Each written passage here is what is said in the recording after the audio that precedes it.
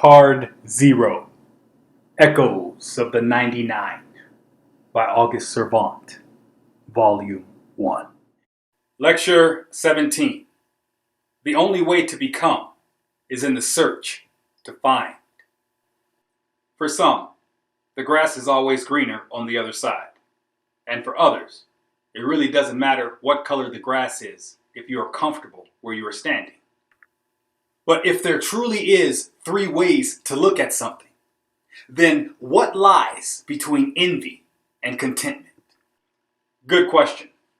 And the answer can always be found in the search, even if you are not altogether certain of what you are looking for. What do you mean? Consider the following. The joy of seeking comes in the discovery, in that you may just be looking for some loose change and stumble upon a gold mine. With the moral here being, it is in this way that the seekers become greater, not by finding what they were looking for, but by discovering so much more in their search for meaning. Perhaps you've heard an inkling of this sentiment in the saying, it's not the destination, but the journey that counts. Either way, at the end of the day, the predominant message here is, desire is life. Life is change, and change is progress, because this is how we expand and grow. With the takeaway here being, before you seek to pull away from the world, either out of contentment or disgust, know that to unplug from the world and everyone in it is to literally cut yourself off from the gods of men and the people ordained to help them. The art of tuning in to one another. The human body is so attuned to spirit that through desiring, loving, thinking, and doing, all things are possible. But to increase your sensitivity, you must first lower your anxiety or inhibition, which can be achieved with nothing more than an open heart. What do you mean? Look at it like this. A smiling face is an open hand. Therefore, grace is empty, wanting nothing more than to be of service. With the understanding that there is no greater feeling than a job well done. And with so much work to do, any hard task can be made easier when the workload is shared. Therefore, we must each do our parts in according to our gifts, by using that which makes us special as the catalyst or excuse to engage with one another, knowing beforehand that we all have a role to play. And the reason why this is so important is because while you may not be able to help yourself right now, that does not mean that you can't be of great use to others. Also, you can be reassured that when you are ready to make yourself available to those in need, that the universal law of attraction will do all the work for you by providing leads, hunches, and serendipitous chance meetings to make it all the easier for you to get plugged in. Sorry, not interested. It would be remiss of me not to address the topic of social anxiety at this juncture, given the fact that most people have the very rational fear that they'll be judged or rejected by others. Now then, first of all, it is a natural human response that we fear the rejection of our love and hate what has already rejected us. But if we're being honest here, the root of those feelings of fear stem from the end result of our actions, to say, the effects after the fact. What do you mean? At some point, you're going to have to ask yourself, why? To say, exactly what caused them to reject you in the first place. And this requires us to have a conversation about the deliberate act of taking full possession of ourselves. Are you letting your emotions color your words? Our actions at any given time are influenced by the nature of the spirit flowing through us in that moment. Now let me say that again for emphasis. Laced within our actions is the attitude of our emotional state to say how or what we are feeling as we conduct ourselves. Now, as I have previously alluded to, the human body is as attuned to the frequency of spirit as a stereo is attuned to the frequency of radio waves in the air. And the only difference between the electromagnetic radiations of spirit and the radio waves is the width and speed of the wavelength or frequency. And while I am sorry for all the technical speak, the bottom line is this. If your attitude is one of anger or apprehension, and you are doing your best to hide it behind a smile, another person will be able to feel that negative energy on a psychic level, even as they can plainly see the smile on your face. And the more intuitive the person, the more unpleasant or uncomfortable they will feel while in your presence. With the moral here being, 9 times out of 10, when someone is unreceptive or cautious towards us, be advised, what they are rejecting is the confusing message, not the messenger. And if we're being honest, how can we, in our embarrassment or shame, possibly know the difference in the moment? And one more thing, just in case you may begin to get cold feet. The purpose of discomfort is to force us to change our position, mentally, physically, or even both. With the moral here being, if at any time you begin to feel uncomfortable with putting yourself out there, before you begin to blame others, assume all fault. Because the only person that knows your true intentions is you. And if people are not buying what you are selling, take a moment to run a mental self-check on your energy and your attitude. 1. Are you coming off as desperate instead of sincere? 2. Are your eyes and body language conveying the same sentiment as your words? 3. Do you actually believe the words that are coming out of your mouth? Because if you were speaking from the heart, there would be no question. Always be mindful of the fact that it is just as easy to mistake caution for malice as it is to confuse courtesy for consent. But at the end of the day, the idea is not to try to do anything. Simply read the situation and insert yourself into the proper role. As in, what makes the best actors so convincing is the fact that they are not acting. With the takeaway here being, the very second that you replace doing with trying, you're done. Excellence is not something that you attempt. You either execute or try, and in so doing, either fail or fall short of the mark, and righteously so, because power by its very nature does not and cannot negotiate terms. And yet again, I must reiterate the fact that power moves, but is never moved. What you learn depends solely upon how you listen. Within nature's wisdom, we can find both a medicine and a message, if we are willing to seek with open hearts and minds. And the message is predominantly the same, ever resounding, like the thrum of a heartbeat. We are limited in our actions only because we limit our thoughts.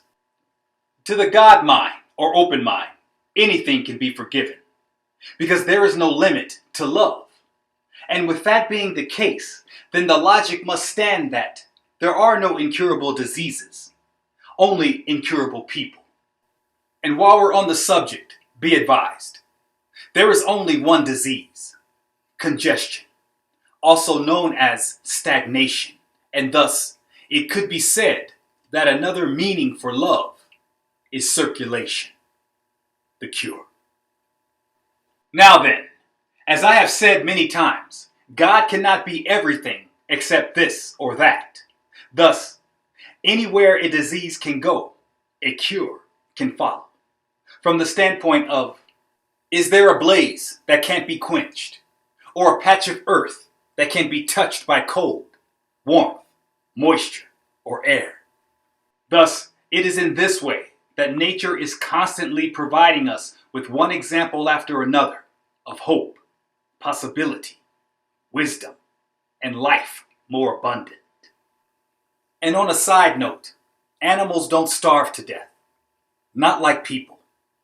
With the takeaway here being, the further away we pull from nature's own, the greater the suffering of man. Because while she lives only to increase, that many may have more. Man is the opposite, living only to take, conquer, and subjugate, leaving only one question of note. Whose hands would you want to put your life in? What you know depends on who you know. Think about it. Your world can only be as big as your understanding. So if you want more, then you're going to have to know more people. The reason being, knowledge and information does not exist in a vacuum. Rather, it lives and breathes in the people that it travels through. And we learn by giving them our attention, that they may make us aware if we are worthy. Quality people put out wise information. Rich people put out valuable information. Virtuous people teach us how to live and love, while holy people teach us how to let go of it all, that we may be released from this world of things, to enter into the hereafter, a new realm, a new era, a new beginning. God is my supply. The Lord said to me once, "Fear no sacrifice, for it will all be mine in time." And what this suggests to me is that patience is the blessing, and all that comes after is just the proof. Roll call. Selfish people criticize the contributions of others because they themselves cannot create, while greedy people must take from those who have, because that is their only source of income, power, or attention. Meanwhile, those that are not are always searching for a contradiction in those that are, while at the same time never realizing that it's not breaking the law or a promise that makes a person a liar, evil, or weak. Rather, it's having no respect for it in the first place. Have no fear of perfection. You'll never reach it. One day, people will begin to realize that God forgives. He must. The reason being, we, meaning mankind as a whole, both non-believers and the devout alike, are truly capable of all things. Now really chew on that for a second. Then understand that with the power of God as the measure, meaning with God behind you, backing you through your faith, where does the boundary lay? Also, where you cannot go physically in body, what is the impediment blocking your mind, to say your imagination from piercing through? With the moral here being, when we worry and imagine evil, does it not appear before us? As in, careful what you wish for? And with that being the case, then as above, so below. This is what is meant by Galatians 3:22, that the promise by faith of Jesus Christ might be given to them that believe. Whereas we the believers coined the phrase, act as though I were, and I am. Getting where you need to be. But this one thing I do, forgetting those things which are behind, and reaching forth unto those things which are before. Philippians 3. Now then, you can't get to new places by taking old roads. And thus, this is why the hardest step toward perfection is forgetting the old ways. The reason being, the only remedy for a bad past is a better future. And you don't get there by looking back. So let the dead bury their dead, as in Matthew 8:22, that our focus may remain ever fixed on what dreams may come. Because it really doesn't matter where you came from. What matters is where you are going. Selah.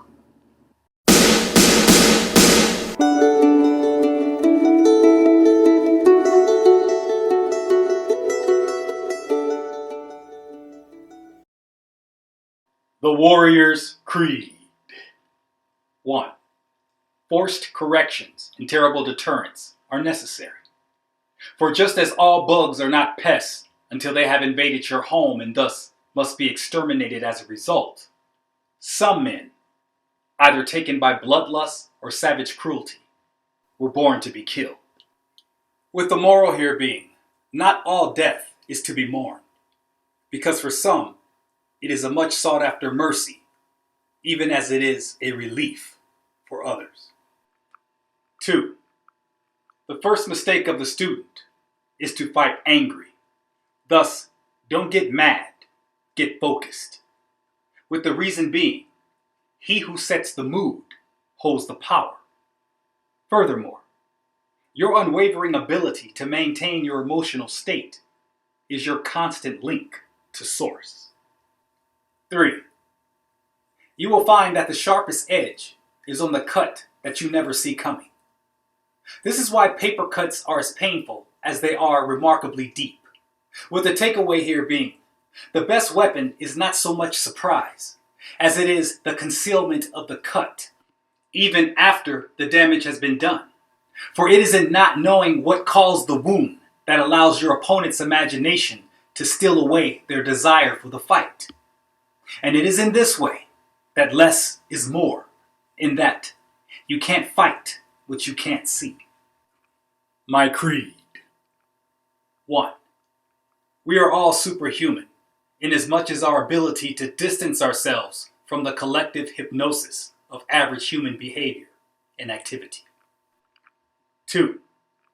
The problem with most people is that they believe more in the power over them than the power in them. My advice? Go where you are celebrated, not tolerated. 3.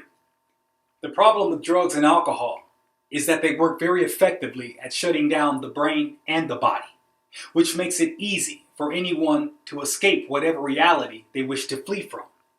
But the problem with this approach is obstacles, the same as mountains, were meant to be overcome and surmounted, not feared or ignored. And any substance meant to diminish the spirit and separate the mind of man from the source is like unto a poison or neurotoxin and should be respected as such. Dialogue. Someone once asked me, why do you write and share so much video and social media content?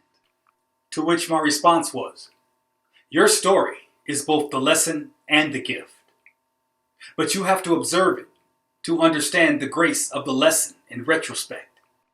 And you have to share it and all that you have learned as a result to receive the reward. Example, the stories of the Holy Bible introduced me to God, not the preacher, my parents, or society.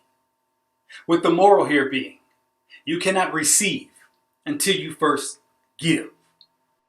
In my case, it was the measure of time and research invested in reading and studying, and then again in seeking that I might know more. Affirmations. Infinite Spirit, open the way for my immediate supply, and let all that is mine by divine right now reach me in great avalanches of abundance. Scripture. 1. Psalms 40:1. I waited patiently for the Lord, and he inclined unto me and heard my cry. 2. James 1:4. But let patience have her perfect work, that ye may be perfect and entire, wanting nothing. 3. The Gospel of Thomas 19. Jesus said, blessed is he who came into being before he came into being. For if you become my disciples and listen to my words, these very stones will minister to you. I submit to you. Be worthy.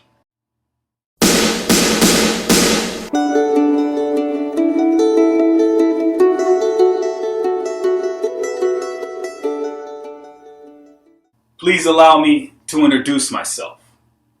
You can call me August Servant, and it is a privilege to bring to you my captured echoes of the 99 by way of Card Zero, the Fool.